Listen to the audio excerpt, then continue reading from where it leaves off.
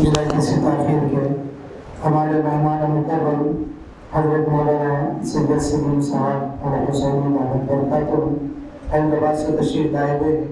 میں حضرت سے درخواست کرتا ہوں، اور یہ جو مسجد بنی ہے حضرت ہی کے نام سے حضرت کو اللہ تبارک و تعالیٰ نے دنیا کی بھی کمالات عطا کی ہیں۔ آپ اپنی جگہ انجینئر بھی ہیں اور ایک عالم دین بھی ہیں۔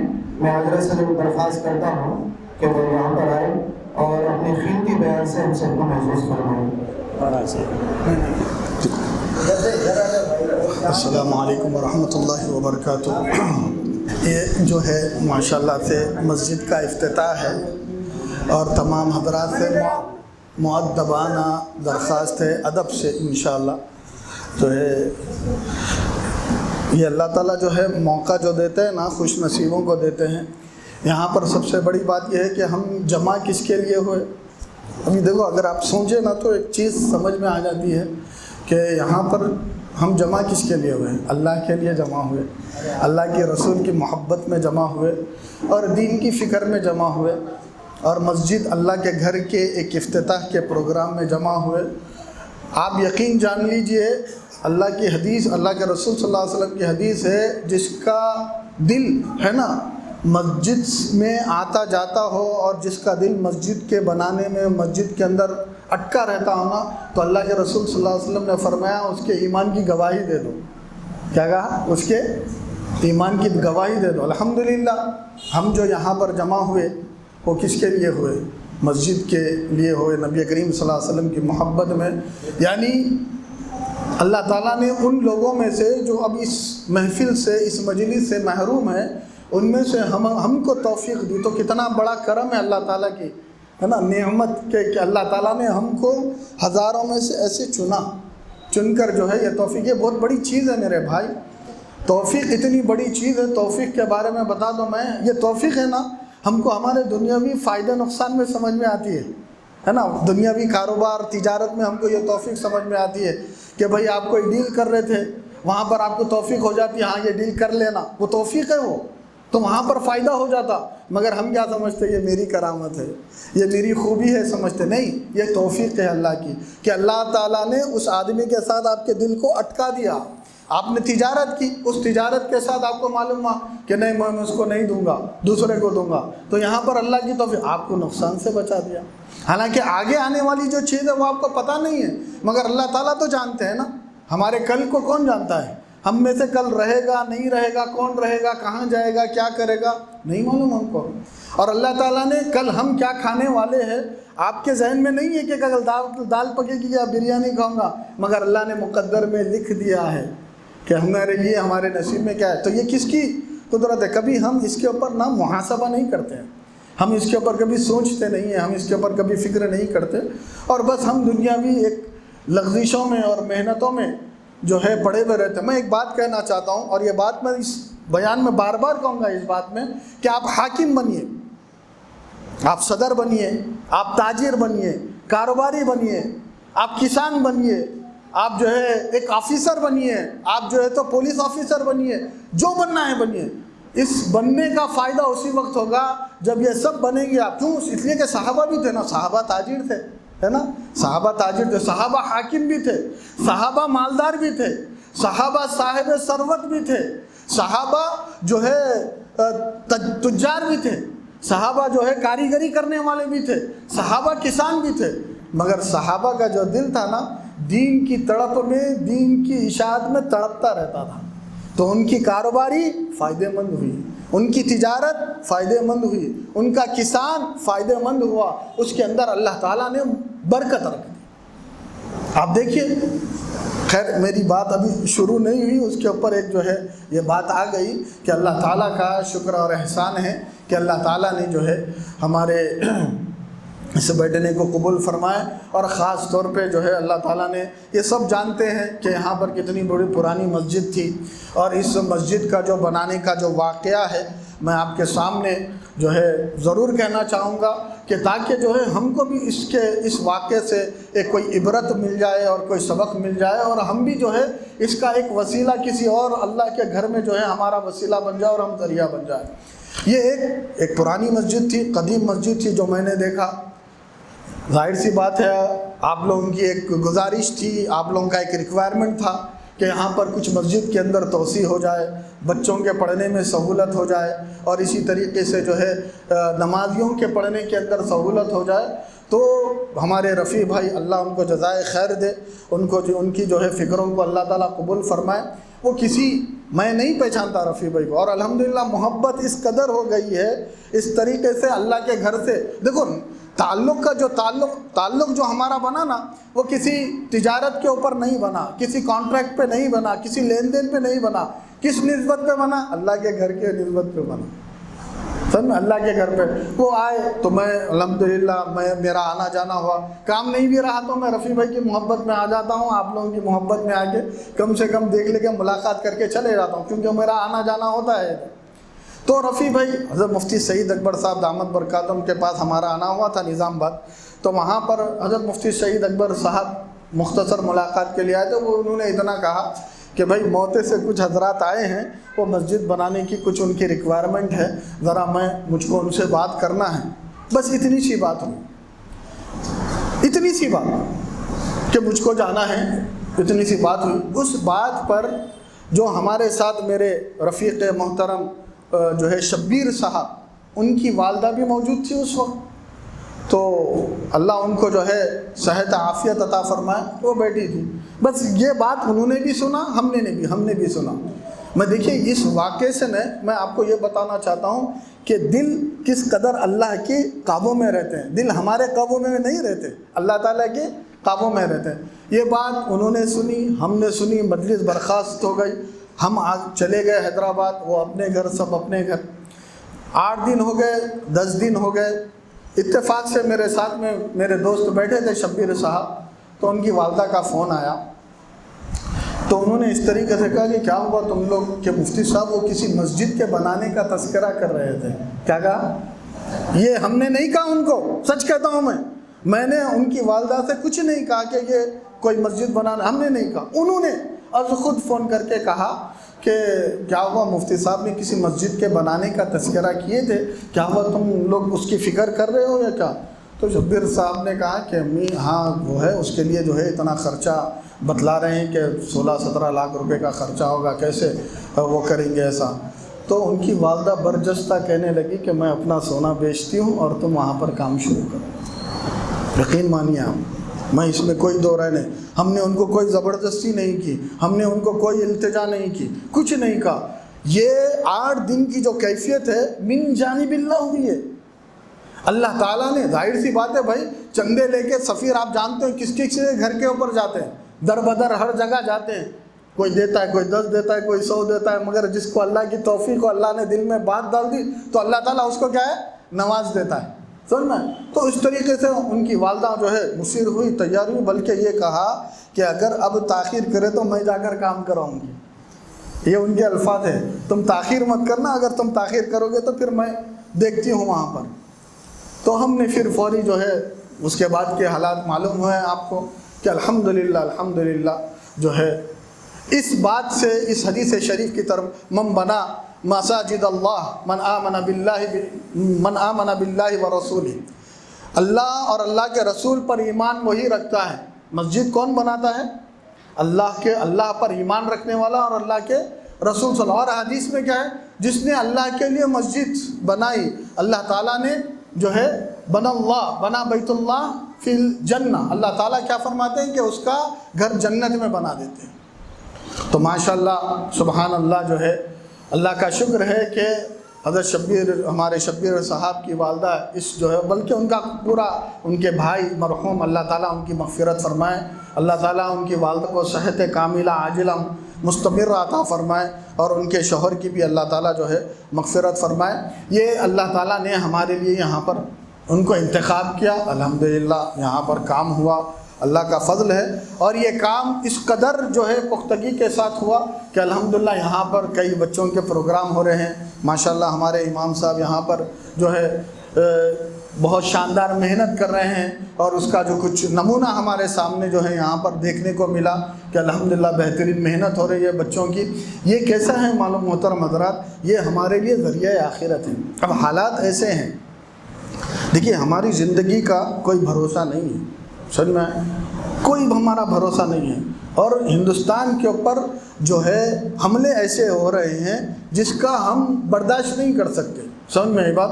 ہمارے گاؤں کے اطراف ائمہ مؤذنین وغیرہ سب یہ جانتے ہیں ہمارے ایمان کو سلامت رکھنا اور ہمارے ایمان کی حفاظت کرنا ہمارے لیے سب سے بڑا چیلنج ہے کہ نا؟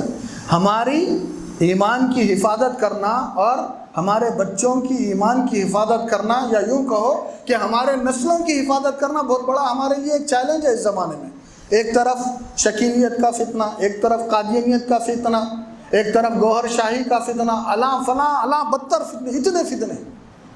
پھر اوپر سے موبائل کا استعمال، نیٹ کا استعمال، صحبتیں اور تعلیمی شعبے جتنے ہیں سب پورے غارت ہو چکے ہیں. اور اس کے اندر آپ اب اندازہ لگائیے جس طریقے سے اگر ہم زندگی گزار رہے ہیں اور جس ایمانی کیفیت سے ہم کو زندگی گزارنا چاہیے تھا اس ایمانی کیفیت سے ہم زندگی نہیں گزار رہے ہیں. جس دین کی فکر سے ہم کو زندگی گزارنا چاہیے تھا اس دین کی فکر سے ہم زندگی نہیں گزار رہے. ہم چاہ رہے ہیں نہیں. تو اگر یہی فکر کا ہمارا تسلسل رہا، اسی فکر کے ساتھ ہم جو ہے زندگی گزارتے رہے لاپرواہی کے ساتھ، تو آپ اندازہ لگائیے کہ ہماری اولاد کیا سیکھے گی دین، ہماری اولاد میں کتنا جو ہے دین آئے گا. ہم تو جو ہے ہماری اولاد کو کیا پڑھانا چاہتے ہیں؟ ڈاکٹر بنانا چاہتا ہے. میرا بیٹا ڈاکٹر بنے گا، میرا بیٹا انجینئر بنے گا، میرا بیٹا جو ہے سائنٹسٹ بنے گا، میرا بیٹا IPS آفیسر بنے گا، میرا بیٹا بزنس مین بنے گا. بلکہ بسا اوقات تو یہ دیکھنے میں آتا ہے کہ جب باپ اپنے چھوٹے سے بیٹے کو شٹر اٹھاتے ہوئے اور دکان کے کاؤنٹر اور تجارت کے غلے پہ بیٹھتا ہوا دیکھتا ہے تو خوش ہوتا ہے کہ واہ میرا بیٹا دکان کھولنے کے قابل ہو گیا، واہ میرا بیٹا تو جو ہے تجارت کے غلے پہ بیٹھنے کے قابل ہو گیا، واہ میرا بیٹا تو اب گاہک کو ڈیل کر رہا ہے، کسٹمر کو ڈیل کرنے کے قابل ہو گیا. مگر کبھی اپنے ماں باپ ہونے کی حیثیت سے کبھی اپنی اولاد کے بارے میں یہ فکر نہیں کہ میرا بیٹا جنازے کی نماز پڑھنے کے قابل نہیں ہوا، میرا بیٹا سورہ فاتحہ پڑھانے کے قابل نہیں ہوا، میرا بیٹا جو ہے نماز پڑھانے کے قابل نہیں ہوا، میرا بیٹا قرآن کی سورت پڑھنے کے قابل نہیں ہوا، میرا بیٹا جب میں مر جاؤں تو سورہ فاتحہ پڑھ کر میرے لیے بخشنے کے قابل نہیں ہوا. کبھی ہوا؟ تو یہ مسجد بنی اسی لیے کہ اپنی نسلوں کی حفاظت کرے. یہ مسجد کو ہم فکروں سے جو بنائیں اسی لیے کہ یہ مسجد بنے، اس کے اندر قال اللہ و قال الرسول کی صدائیں گونجے، یہاں پر پڑھنے والے دین کی فکر لے کے آگے بڑھے. اور یہاں کے میں کہتا ہوں کہ ہم تاجر بنے کوئی انکار نہیں، کاروباری بنے بڑے سے بڑا تاجر بنے کوئی مسئلہ نہیں. صحابہ بھی تھے، تاجر تھے، کاروباری تھے. حضرت عثمان رضی اللہ تعالیٰ کتنے بڑے تاجر تھے کہ جن کا اکاؤنٹ آج تک چل رہا ہے کہ غربا میں تقسیم ہو رہا ہے، للہ چل رہا ہے. بنے. مگر جب تک یہ تجارت، یہ تاجر اور یہ صاحب ثروت ہونا، صاحب مال ہونا، اسی وقت ہمارے لیے کام ہوگا جب ہم اس مال کا حق ادا کریں، جب اس تجارت کا حق ادا کریں، جب اس صاحب ثروت اپنے مالداری کا حق ادا، اسی وقت ہوگا کہ جب ہم اس کے ساتھ کچھ دین کی اشاعت کی فکر کریں، کچھ اس کے ساتھ ہم اللہ کے دین کی اشاعت کی فکر کریں، ہم اس کے ساتھ رسول اللہ کے صلی اللہ علیہ وسلم کے دین کی جو ہے اشاعت کی فکر کریں. ہے کوئی یہ بات جانتا ہے؟ بس ہم اپنی دنیا میں جو ہے مگن ہیں. جب مر جائیں گے نا تو جو ہے یہ کہیں گے، قرآن کے اندر ہے یا لیتنا اطعنا الرسول، اطعنا اللہ واطعنا الرسول، اور کہیں گے یا لیتنی کنت ترابا، اے کاش کہ میں مٹی ہوتا، یہ میرے سے حساب ہی نہیں ہوتا. اور یہ کہیں گے کاش میں اللہ کی اطاعت کرتا، اللہ کے رسول کی اطاعت کرتا تو آج تو یہ دن نہ دیکھنا پڑتا. مرنے کے بعد یہ حسرت ہو جائے گی، یہ آرزو بن جائے گی. اس لیے محترم حضرات ضرورت اس بات کی ہے کہ ہم اس گھر کا یہ جو ہے نا یہ آپ کے پاس امانت ہے.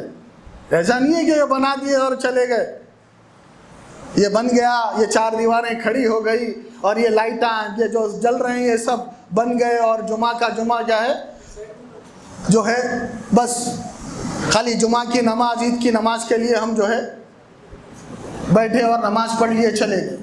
ہمارے استاد کہتے تھے 8 کی نے کھاٹ کی نے 360 کی. ہمارے استاد کیا کہتے تھے؟ ہمارا حال اس زمانے میں مسلمانوں کا حال یہ ہو گیا ہے 8 کی نے کھاٹ کے 360 کی. 8 کی بولے تو جمعہ کی 8 دن میں 1 مرتبہ نماز آتی ہے، 60 کی بولے تو جنازے کی نماز، اور 360 کی بولے تو عید کی نماز۔ بس ہمارا حال یہ ہو گیا کہ اتنی اور اگر دوسرا دیکھے گئے تو پھر ہم کیا کہتے ہیں، ظہر اثر بسر گئی، مغرب میں تو تھا ہی نہیں، عشاء میں تو نشے میں تھا، فجر میں تو اٹھا ہی نہیں، کہ ظہر اثر ایسی چلے آتی، اثر میں کہاں جاتے معلوم نہیں، عشاء میں تو معلوم ہے کیسا رہتے ٹن ہم، اور فجر میں تو حال ہی نہیں ہے ہمارا۔ اللہ کا واسطہ دے رہا ہوں، اللہ کا واسطہ دے رہا ہوں، درد مندانہ اپیل کرنا چاہتا ہوں آپ سے کہ اس گھر کی لاج رکھیے، اس گھر کی لاج اس طریقے سے رکھیے، اس گھر کا حق ادا کریے۔ اور یہ حق کیسے ہوگا؟ آپ کی تجارت میں کوئی نقصان نہیں ہوگا آپ کے، اور جب اللہ سے جب جڑ جاتے ہیں نا، اللہ تعالیٰ سے جب جڑ جاتے ہیں نا، تو اس کی برکتیں جو ہے، میرے سامنے تو کئی ایسے واقعات اگر سناؤں تو لسٹ کم پڑ جائے آپ کی، مگر فرق اتنا ہے کہ ہم جو ہے نا عمل نہیں کرتے اس پہ، ہم کو یقین نہیں ہوتا، ہم کو اس پر بھروسہ نہیں ہوتا، ہم کو ہمارا جو ذہن ہوتا ہے وہ ظاہری تجارت پر ہے، ظاہری کاروبار پر ہے۔ خیر، بات کچھ اور چل رہی تھی، بات کس اور طرف چل رہی۔ آج کا جو عنوان ہے یہ جو مسجد کے افتتاح میں ہے اور نبی کریم صلی اللہ علیہ وسلم کی سیرت طیبہ میں ہے، اس لیے جو ہے اللہ کے رسول صلی اللہ علیہ وسلم کا جو مقصد ہے وہ پورا آپ اور ہم جانتے ہیں کہ مقصد نبی کریم صلی اللہ علیہ وسلم کا جو ہے دین کی اشاعت، نبی کریم صلی اللہ علیہ وسلم اعلاء کلمت اللہ، لا قولوا لا الہ الا اللہ تفلحوا، کیا ہے لا الہ الا اللہ کہہ لو کامیاب ہو جاؤ گے، اور اپنی زندگی کو نبی کریم صلی اللہ علیہ وسلم کے طریقے پر اپنے آپ کو ڈھالنا، اپنی زندگی، دیکھیے زندگی گزارتے ہیں، ایسا نہیں کہ زندگی نہیں گزار، کھانا کھاتے ہیں، پانی پیتے ہیں، پیٹ بھر جاتا ہے، پانی سے پیاس بجھ جاتی ہے، سوتے ہیں، نیند پوری ہو جاتی ہے، اگر اسی کو سنتوں کے موافق کر، کتنا لکھا ہے کتابوں میں کہ جو اتباع سنت کے مطابق زندگی گزارتا ہے نا، وہ اتباع سنت کے مطابق زندگی گزارنا یہ روح کی غذا ہے۔ کیا ہے؟ روح کی غذا ہے۔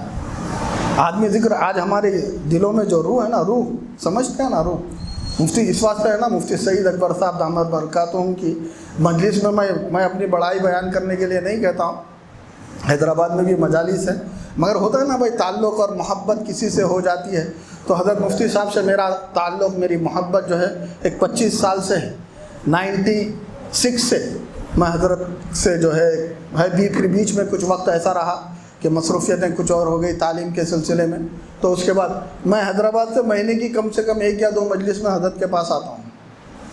کیوں آتا ہوں؟ اس لیے کہ وہ روح کو زندہ کرنے کے لیے، کیونکہ روح جو ہے نا انسان کی مردہ ہو چکی ہے، آج ہم سب کی روح مردہ ہے۔ وجہ اس کی یہ ہے، سمجھنا کیسا ہے کہ نماز میں دل نہیں لگتا، نماز اذا ہوتی ہے تو دل کے اوپر بوجھ پڑ جاتا ہے، جی کترانے کو لگتا ہے اور بچنے کو جی کرتا ہے، کسی طریقے سے بھاگ جانا چاہتے ہیں، اور جب فجر کی اذان ہوتی ہے تو بس آنکھ تو کھلنے کی اجازت ہی نہیں دیتی۔ تو اس روح کو زندہ کرنے کے لیے ضرورت اس بات کی ہے کہ سب سے پہلے ہم تلاوت قرآن کریں، تلاوت قرآن کی عادت بنائیں۔ کیا کریں؟ تلاوت قرآن کی۔ یہ نہ کہیں کہ مجھ کو پڑھنا نہیں آتا، اگر یہ کہیں گے کہ پڑھنا نہیں آتا تو پھر میں بہت کچھ کہہ سکتا ہوں کہ ہم نے انگریزی تو ایسی پڑھی، تیلگو ہماری مادری زبان ہے، مگر آپ ماشاءاللہ سب تیلگو جانتے ہیں، ہماری زبان اردو، اگر ایک مسلمان یہ گاؤں کے اعتبار سے اگر یہ کہیں تو تیلگو زبان ہوگی، مگر انگریزی زبان ہماری مادری زبان نہیں ہے، مگر ہم انگریزی تو ایسی پڑھتے ہیں۔ دیکھیے اپنے بچوں اسکول میں پڑھتے ہیں، ابھی میں جتنا میں جانتا ہوں حیدرآباد کے اندر ہائی ٹیک سٹی کے اندر تقریباً اضلاع کے بچے کام کرتے ہیں وہاں، تقریباً ہائی ٹیک سٹی میں، وپرو بڑی بڑی کمپنیوں میں، اور انگریزی ایسی بات کرتے ہیں کہ انگریزوں کو پڑھاتے ہیں، مگر توفیق نہیں ہوتی تو عربی، حالانکہ عربی ہماری سیکھتے ہیں، سیکھنے سے آتا ہے۔ اور یہ کہیں کہ بھائی مجھے پڑھنا نہیں آتا، تو یہ عذر قابل قبول نہیں ہے۔ طلب العلم من المہد الی اللحد، علم کو حاصل کرو ماں کی گود سے لے کے قبر کی گود تک، قبر میں جانے تک آپ کو اجازت ہے، آپ کوئی اس میں شرم کی بات نہیں ہے۔ آئیے، امام صاحب موجود رہتے، فجر کے بعد امام صاحب معمول بنائیں کہ مجھے سورہ فاتحہ صحیح کر دے، کچھ نماز میں پڑھی جانے والی صورتیں ہیں وہ صحیح کر دے، فکر کریں نہیں۔ تجارت کا غلہ ہو تو ہم برابر اس کا اکاؤنٹ کریں گے، برابر اس کا حساب کریں گے، وہ سب میں ہمارا ذہن چلتا ہے، مگر اس کے لیے کوئی آپ کا دن کا گھنٹہ نہیں مانگ رہے، کوئی دن کے 2 گھنٹے نہیں، پورا دن نہیں، اس میں سے 15 منٹ 10 منٹ صرف اپنے نفس، یہ نفس کو جو قابو کرنا ہوتا ہے نا، یہ نفس کو قابو کرنا مشکل ہو جاتا ہے۔ کیوں مشکل ہو جاتا ہے؟ اس لیے کہ روح مردہ ہوتی ہے، اس لیے کہ کیا ہے، روح مردہ ہوتی ہے۔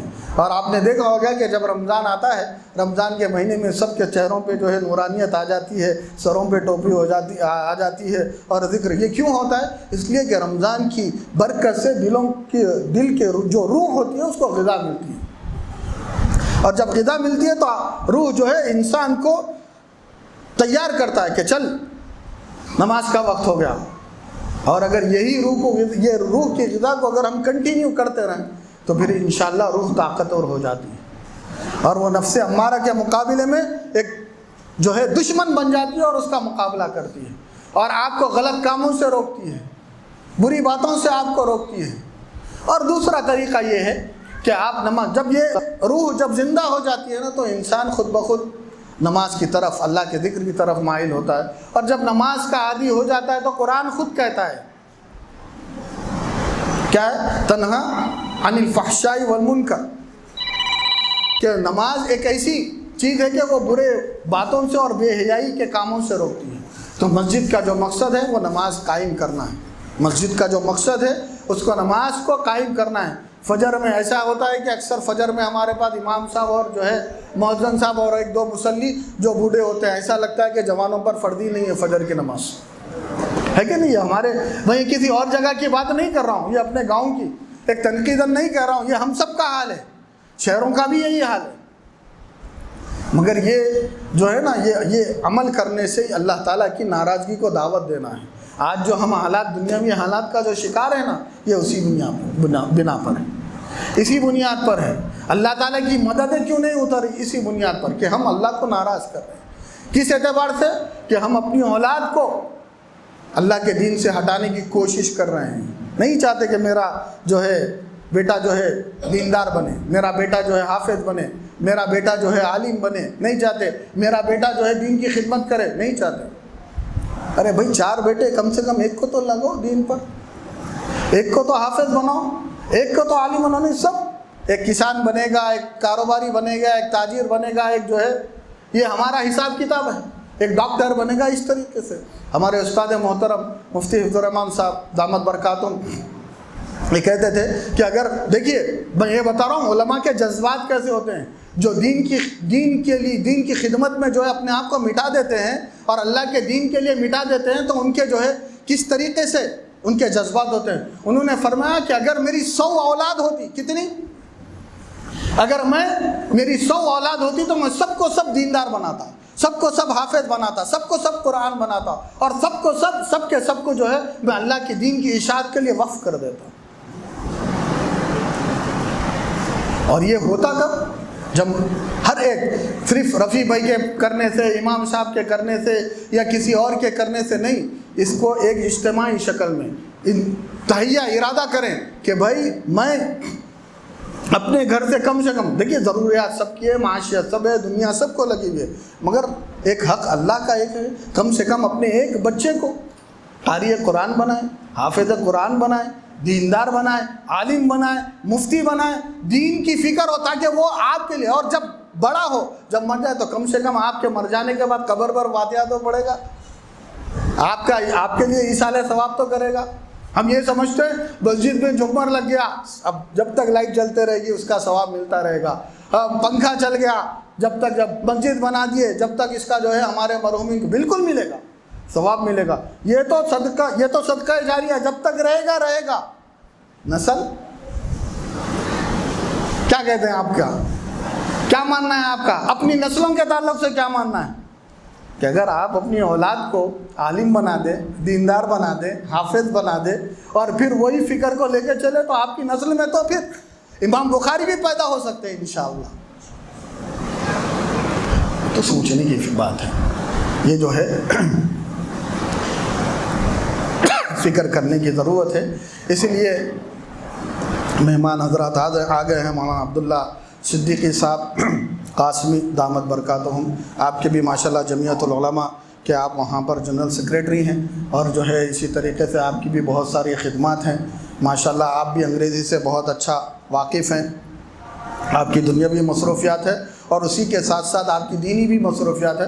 ایسا نہیں ہے کہ بھائی جو ہے ہم کو دنیا میں اپنی مثال دیں، حضرت مولانا کی مثال دیتا ہوں، ماشاءاللہ آپ دین کی فکروں میں بھی ہے، دین کی اشاعت میں بھی لگے ہوئے ہیں، پوری اصلاحی معاشرہ محلے کے اندر تقریباً جتنے بھی اصلاحی معاشرہ اور جتنی بھی فکریں ہوتی ہیں مولانا اس کے اندر آگے رہتے ہیں، پیش رہتے ہیں اور سب کی ذمہ داریاں لیتے ہیں۔ ہماری بھی مصروفیتیں ہیں، مگر اس کے باوجود بھی ہم اپنا کچھ وقت ہم اپنا لگا دیے کہ بھائی یہ وقت ہمارا جو ہے مدرسے کے کاموں کے لیے رہے گا، اشاعت دین کے لیے، اور اگر بیچ میں کوئی ایسا تقاضا آ جائے، میں دنیا دار بھی ہوں مگر آج ہفتے کا دن ہے، معلوم ہوا یہاں پر ہے، میں اپنے کام کو آگے پیچھے کر سکتا ہوں، اللہ تعالیٰ نے مجھے الحمدللہ اس قابل بنایا، میں کر لیا، اور جب میں نے یہ کر لیا تو اللہ تعالیٰ میرے لیے اس کے لیے اسباب بنا دیں گے۔ اللہ تعالیٰ کیا ہے؟ اسباب بنا دیں گے، اس کے اندر اللہ تعالیٰ کیا کریں گے؟ برکت کو پوشیدہ کریں گے، برکت کو چھپا دیں گے، اور جب برکت آئے، ذرا سا پانی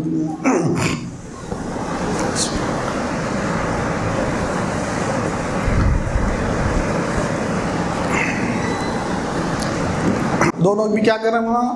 بیٹی عالمت، بیٹا حافظ ہے، عالم۔ خیر یہ کہا نا، میں نے کہا نا کہ بھائی اگر عالم کا بیٹا اگر ہو تو وہ اس کو دین کی کیوں؟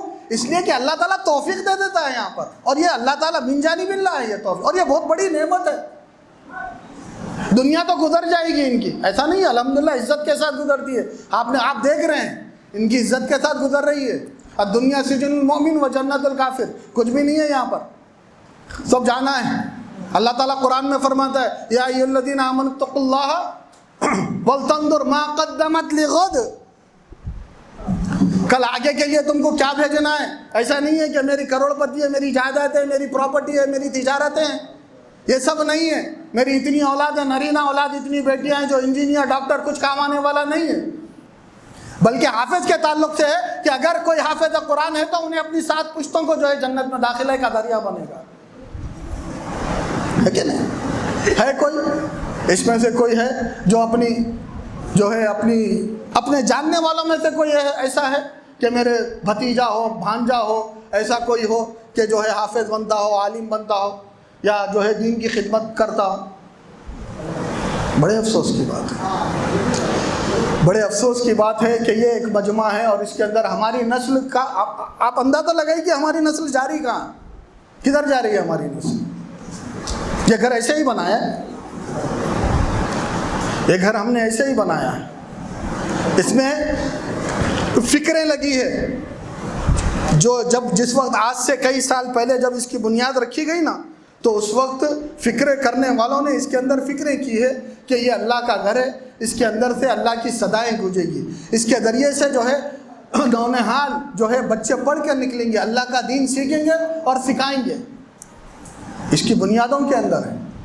اور ہم کیا کر رہے ہیں؟ جب ہمارا وقت آیا اس 4 دیواری کو سنبھالنے کا تو ہم اپنی اولادوں کو کیا ہے در بدر دنیا کمانے کے لیے چھوڑ دیے۔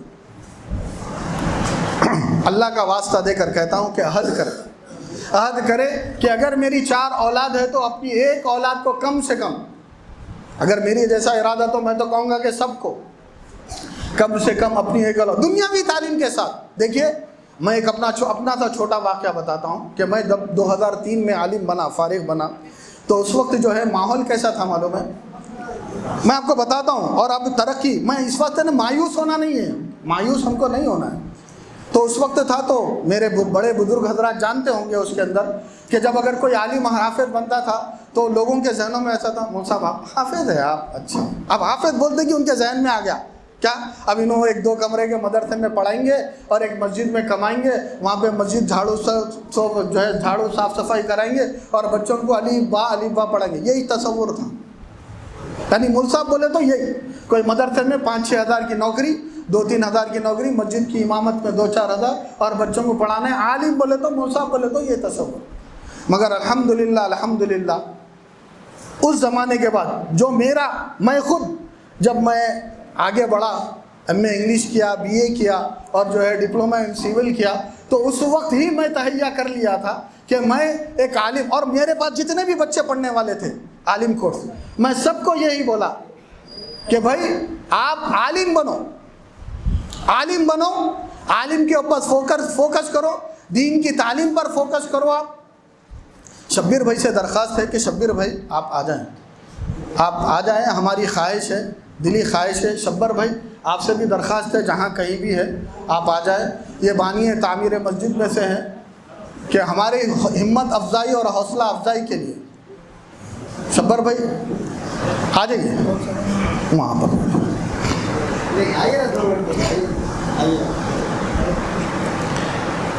تو یہ ہم اب اس کے بعد سے جو ہے الحمدللہ ہم بچوں کو یہ تعلیم دیے, اور تعلیم دینے کے بعد ہم یہ کہے کہ کم سے کم اتنی انگلش بولو کہ آپ اپنے بھائی بہنوں کے درمیان میں رسوا نہ ہو. کیونکہ ہمارے خاندان میں ایسے تھے کہ وہ ہمارے سامنے انگلش بات کرتے تھے, ہم ان سے پیور عربی میں اردو میں بات کرتے تھے, تو ان لوگ کو جو ہے سمجھ میں نہیں آتا تھا. تو ہم بھی یہی بولتے تھے تم انگریزی میں کیوں کرتے ہو, ہم کو بھی سمجھ میں نہیں آتا, تم اردو ہے تو اردو میں بات کرو. تو ہم جب فصیح اردو بولتے تھے تو وہ بغلیں جھانکنے لگتے تھے. تو بولے جب تمہارے کو شرمندہ کرنے کا یہ ذریعہ ہے تو ہم کو بھی یہ شرمندہ کرنے کا ذریعہ. تو محترم حضرات, کہنے کا مطلب یہ ہے کہ ہم احساس کمتری کا شکار نہ ہوں, ہم اپنے بچوں کو دیندار بنائیں. اور ایک بات کہنا چاہتا ہوں میں کہ عالم بنانا فرض نہیں ہے, حافظ بنانا فرض نہیں ہے, مگر دیندار بنانا فرض ہے. یہ بات یاد رکھیے. حرام اور حلال کی اس کے اندر تمیز ہونا یہ فرض ہے. کیا ہے؟ حرام اور حلال کی تمیز ہونا یہ فرض ہے. حرام رشتوں کی تمیز ہونا یہ فرض ہے. نماز میں جو پڑھا جاتا ہے وہ آنا ضروری ہے. مسائل سے واقف ہونا ضروری ہے, مسائل شریعہ سے واقف ہونا ضروری, اتنا تو ہونا ہے. اگر اتنا بھی ہو جاتا ہے اور وہ دیندار اور اس کے اندر اللہ اور اللہ کے رسول کی محبت بڑھے تو کافی ہے. یہ تو فرض ہے, یہ تو ایمان کے لیے ضروری ہے. مگر اس کے بعد اگر کوئی آدمی اس کا ذریعہ بنانا ہے کہ دین کے لیے ارشاد اپنے آپ کو قربان کرنا ہے, اپنی اولاد کو قربان کرنا ہے, تو عالم بنائیے, حافظ بنائیے, مفتی بنائیے, مفسر بنائیے, محدث بنائیے. اور پھر دیکھیے, اور ان کا جو آج ہے ایسے کئی ہے. آپ اندازہ لگاؤ کہ اگر ہمارا کل کے دن ہم نہیں رہتے تو ظاہر سی بات ہے وہ مسجد کے امام صاحب جن سے ہمارا کوئی تعلق نہیں ہوتا, رشتے کے بھائی ہے, بھتیجے ہے, بھانجے ہے, چچا ہے, کون ہے, کوئی بھی نہیں ہے, مگر ہمارے بابا کا انتقال ہو جاتا مگر نماز کے لیے ان کو بلانا پڑتا ہے, ذرا امام صاحب آؤ پڑھو نماز بول کے. حالانکہ فضیلت ہے کہ جس کا جنازہ انہیں پڑھانے میں فضیلت ہے. جنازے کے بڑے بڑے علماء ہوتے مگر حکم یہ ہوتا ہے کہ بھائی باپ کا جنازہ بیٹا پڑھا ہے, مگر بیٹے کو یہاں سورہ فاتحہ ہی نصیب نہیں. تو محترم حضرات, یہ بڑا دکھ کا مرحلہ ہے, یہ بڑی تکلیف کی بات ہے. میں آپ سے یہ گزارش کر رہا ہوں, یہ عہد لینا چاہتا ہوں کہ ہم یہاں سے اٹھیں. اور آپ کو بتاؤں میں, یہ جتنے بھی مدارس چل رہے ہیں, مساجد چل رہے ہیں, یہ جو اللہ کے لیے جو دیتے ہیں نا, یہ اللہ کے لیے جو اللہ کے لیے دیتے ہیں, اس کے پیچھے نیتیں کیا ہوتی ہے معلوم؟ نیتیں یہی ہوتی ہیں کہ یہ دین کے راستے میں خرچ ہو رہا ہے, یہ اس کے ذریعے سے جو ہے دین کے جو ہے دین, اس کے ذریعے سے بچے دین حاصل کریں گے, اس کے ذریعے سے جو ہے عمارتیں بنیں گی, اس کے ذریعے سے ہمارے لیے ذریعہ آخرت بنے گا, یہ نیتیں ہوں گی. تو ظاہر سی بات ہے اس نیتوں کا مصداق تو ہم کو بننا چاہیے. گاؤں میں اگر 70 گھر ہے, کتنے 70 گھر ہے, کم سے کم 30 گھر تو یہ حد کریں کہ ہر گھر سے ایک بچہ, چلیے آپ اس مرتبہ حد کر لیجئے, حافظ بننے کے لیے 3 سے 4 سال ہوتے ہیں. ہر بچہ اگر ایک اپنے گھر سے حافظ بن جائے تو 3 سے 4 سال میں حافظ. اب اگر ہر گھر سے ایک بچہ حافظ بنے گا تو 4 سال کے بعد دیکھیے, آپ سوچیے, آپ کو امید نہیں ہے جب یہاں پر 40 30 40 حفاظ ہوں گے تو اللہ کی رحمت نہیں بڑھ سکے گی؟ اس گاؤں میں ترقی نہیں ہوگی، اس گاؤں کے اندر رزق کی برکت نہیں ہوگی۔ محترم حضرات، آپ اندازہ لگائیے، اس کو آپ تجربہ کیجئے۔ آپ اس لیے آپ تہیہ کون کون ذرا ہاتھ اٹھائیں کہ کون کون اپنے بچوں کو حافظ بنانا چاہتا ہے؟ بسم اللہ، ماشاءاللہ۔ ایسے لوگ جن کے گھر میں حافظ نہیں ہے، ابھی سوچے بھی نہیں ہوں گے وہ لوگ۔ اللہ کے لیے بول رہا ہوں، میں اللہ کا واسطہ دے رہا ہوں، اللہ کا واسطہ دے کر کہنا چاہتا ہوں کہ اپنے گھر میں سے کون کون ہے جو حافظ بنائے گا؟ ہاتھ اٹھائیے ایک مرتبہ پھر۔ عالم کون بنائے گا؟ ماشاءاللہ، اللہ قبول فرمائے، اللہ ہمارے لیے ذریعہ نجات بنائے۔ اس لیے ہمارے حافظ جلال الدین صاحب، وقت کیا ہو رہا ہے، میں بولتے جا رہا ہوں، پھر جو ہے چونکہ یہ پھٹی کیسٹ ہے، کبھی رکتی نہیں، اس وجہ سے کچھ تو بھی کچھ چلتے رہتا، آتے رہتا ہوں۔ مولانا عبداللہ صاحب ہے نا؟ اچھا، خواتین میں چلے گئے، ہاں ٹھیک ہے، ہاں نہیں، خواتین میں گئے، انہوں بیان کرتے عبداللہ۔ ہمارے حافظ جلال صاحب، کوئی اور نہیں ہے؟ تو محترم حضرات، کہنے کا مطلب یہ کہ الحمدللہ ہمارا ارادہ بہت اچھا ہے۔ اور ایک بات اس کے، یہ جو میں بتایا نا میں کہ بھائی ہمارے گھر سے ایک دیندار بنا، یہ صرف میں اپنے الفاظ نہیں کہہ رہا ہوں، یہ قرآن کہہ رہا ہے۔ کیا کہہ رہا ہے؟ قرآن کہہ رہا ہے، کیا کہہ رہا ہے؟ یا ایھا الذین آمنوا قوا انفسکم واہلیکم نارا وقودها الناس والحجارۃ علیہا ملائکۃ غلاظ شداد لا یعصون اللہ ما امرهم ویفعلون ما یؤمرون۔ کیا کہتا ہے قرآن؟ یا ایھا الذین آمنوا قوا انفسکم، بچو اور بچاؤ کس کو؟ آس پاس کے لوگوں کو نہ، اپنے گھر والوں کو۔ اہلیکم، اپنے گھر والوں کو بچاؤ، اپنے گھر والوں کی حفاظت کرو۔ کس سے حفاظت کرو؟ کس سے؟ اہلیکم نارا، جہنم کی آگ سے حفاظت کرو۔ سمجھ میں؟ ایک اپنا بچہ ہے، اگر وہ جو ہے آپ دیکھیں کہ اس کے پاس سانپ کھڑا ہوا ہے یا بچھو ہے، اور آپ دیکھ لیے کہ اگر آپ ذری بھی لاپرواہی کریں گے تو کیا کریں گے؟ آپ اس بچے کو ہٹائیں گے کہ نہیں ہٹائیں گے؟ یا نہیں تو ڈنڈا ماریں گے، اور ڈنڈا بھی ایسا ماریں گے آپ یہ نہیں دیکھیں گے، چاہے اس ڈنڈا مارنے سے آپ کے بچے کی ٹانگ بھی ٹوٹ سکتی ہے، سانپ بھی مر سکتا ہے، بچھو بھی مرتا ہے، مگر آپ ماریں گے۔ انگار کے پاس کھڑا ہوا ہے، آپ فوری سے اس کو کھینچ لیں گے۔ پانی میں ڈوب رہا ہے، اگرچہ اس کو جو ہے 10 قسم کے کھروچ لگے، مار لگیں گے، مگر آپ اس کو کھینچیں گے کہ نہیں کھینچیں گے؟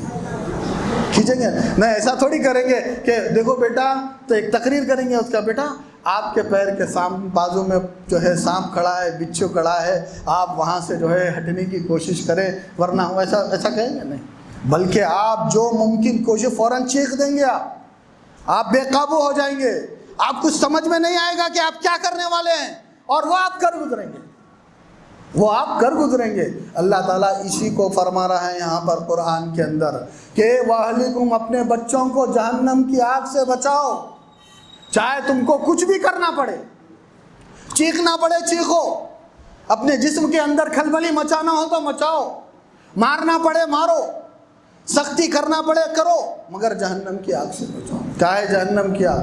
وہ کہنے کی ضرورت نہیں ہے، ہم سب جانتے ہیں۔ آج ہماری نسل، آج ہماری اولاد، اور ایک بات پہ کہنا چاہتا ہوں میں، یہ جو ہے نا، یہ ایسا نہیں ہے کہ بھائی اولاد سنتی نہیں، یہ سب سے بڑی شکایت ہوتی ہے ہمارے پاس، ہے کہ نہیں؟ ہماری بے قابو، غلطی ہماری ہے۔ اللہ کے رسول صلی اللہ علیہ وسلم نے فرمایا کلکم راعٍ وکلکم مسئول عن رعیتہ، کہ ہر چرواہے سے اس کے بکریوں کے بارے میں سوال کیا جائے گا۔ سن میں ہر سرپرست سے اس کے ماتحتوں کے بارے میں سوال کیا جائے گا۔ سب سے پہلے آپ مسلمان تھے، اللہ بولے ہاں ہم مسلمان تھے۔ آپ کلمہ پڑھے، ہاں پڑھے۔ آپ نبی کے امتی ہیں، ہاں امتی ہیں۔ 12 ربیع الاول زور سے لگائے، نبی کا دامن نہیں چھوڑیں گے۔ پکڑا کہاں تھا جو چھوڑیں گے؟ بات کی بات ہے، کہاں پر؟ نماز کا وقت ہو رہا ہے، جلوس میں جا رہے ہیں، جھنڈیاں لے رہے ہیں، گٹکے کے پاکیٹاں منہ کے اندر ہے اور کلمے کی پٹیاں لگی ہوئی ہے، کلمے کی پٹیاں، اللہ کے رسول کے نعرے لگ رہے ہیں، اور منہ سے زبان سے گالی چل رہی ہے، ایک دوسرے کو گالی چل رہی ہے، گانے سنے، ڈی جے نہ ہو جا رہا ہے۔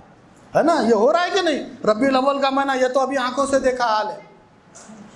آپ کیا سمجھتے ہیں؟ بچوں کو ثواب مل گیا اور ہمارے لیے صدقہ جاریہ ہو گیا؟ ایسا ہو گیا؟ نہیں. اس حدیث کے پیش نظر کلکم راعین و کلکم مسئول عن رعیتہ، کیا سوال ہوگا کیوں اپنے بچے کی تربیت نہیں کیے؟ کیوں بچے کو اب خدا کا خوف نہیں دلائے؟ کیوں بچے کو دین نہیں سکھائے؟ کیوں اپنی اولاد کو اللہ کے رسول صلی اللہ علیہ وسلم کی سنتوں سے واقف کیوں نہیں کرائے؟ کیوں صحابہ کی تعلیم کیوں نہیں دلائے؟ آج ہمارے بچوں کی عمریں کیا ہو جا رہی ہے معلوم؟ 30 سال 35 سال، شادی نہیں ہو رہی، اور 25 سال کے اندر بھی بچہ گھر میں بیٹھا ہوا ہے، باپ کا بوجھ بنا ہوا ہے. کیا کریں گے؟ کچھ بھی نہیں. میں مثالیں دیتا ہوں. محمد بن قاسم 17 سال کی عمر میں ہندوستان پہ حملہ کرے تھے. محمد بن فاتح 21 سال میں 4 لاکھ لشکر کے امیر تھے. 21 سال کی عمر میں نوجوانوں کو بولتا ہوں، معاذ اور معوذ جو 9-10 سال 11 سال کی عمر کے تھے، آگے حضرت عبداللہ ابن مسعود رضی اللہ تعالیٰ عنہ کو پوچھتے، اے چاچا ہم کو بتاؤ کہ وہ کون شخص ہے جو نبی کریم صلی اللہ علیہ وسلم کو گالیاں دیتا ہے، ہم اس کا قتل کر دیں گے. کیا عمر ہے معاذ اور معوذ کی؟ 10-11 سال کی عمر. اور آتا ہے روایتوں کے اندر انہوں نے جو ہے اس کے اوپر حملہ کر دیا. کیسی محبت تھی. آج ہمارے بچے 15-15 20-20 50-50 سال کے ہو جا رہے ہیں. نبی کا نام نہیں معلوم، کلمہ نہیں معلوم، فاتحہ نہیں معلوم، ماں باپ کا ادب نہیں معلوم ہے. سوچنے کی بات نہیں ہے. کون ذمہ دار ہے؟ میں ہوں. شہر حیدرآباد کے لوگ ہیں، نہیں ہمارا گاؤں، ہماری اولاد، ہم ذمہ دار، ہماری مسجد ہم ذمہ دار. تو ضرورت ہے اس بات کی فکر کرنے کی.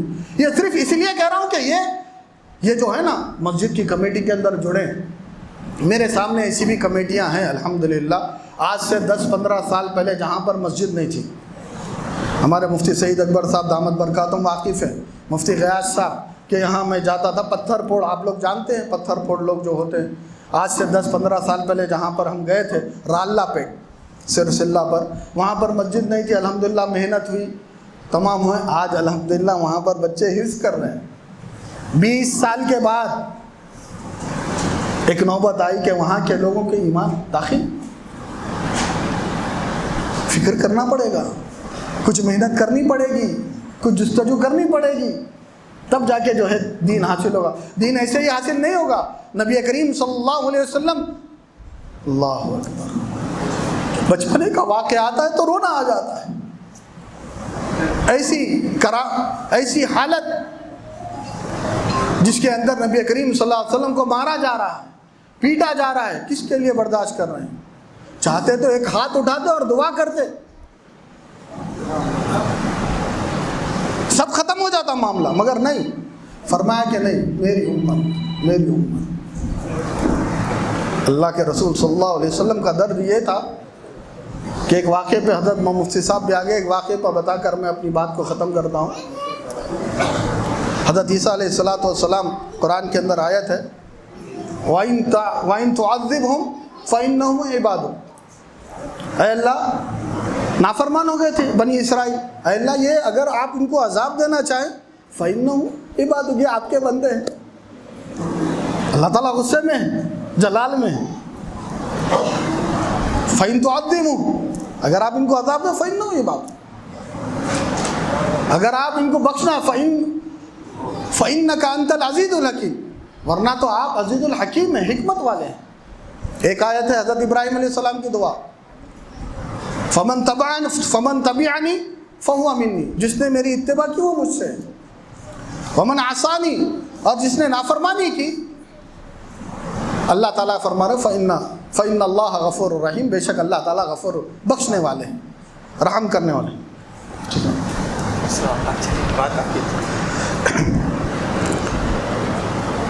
تو حضرت جبرائیل علیہ السلام تو نبی کریم صلی اللہ علیہ وسلم یہ 2 آیتیں پڑھتے اور اپنے ہاتھوں کو اٹھایا اللہ کے بارگاہ میں اور رونا شروع کر دیا. اللہم امتی امتی امتی، میری امت. اللہ تعالیٰ نے حضرت جبرائیل علیہ السلام کو بھیجا کہ جاؤ پوچھ کر آؤ، معلوم ہونے کے باوجود کہ کیوں رو رہے ہیں. حضرت جبرائیل علیہ السلام آئے، حضور صلی اللہ علیہ وسلم سے پوچھا کیا بات ہے، کیوں رو رہے ہیں؟ تیری امت.